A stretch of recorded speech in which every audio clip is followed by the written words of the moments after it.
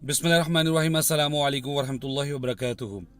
जब टेम्परेचर 40, 45 या 50 तक पहुंचता है सेंटीग्रेड तक, तो इतनी ज़्यादा गर्मी हो जाती है कि हम जो आउटडोर काम है वो नहीं कर पाते।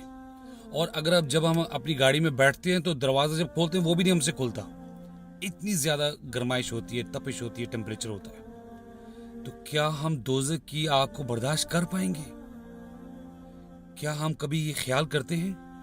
अक्सर लोगों को मैंने ये सुना है कि वो कहते हैं कि यार जहां सारे वहां हम भी सही, और यार देखी जाएगी।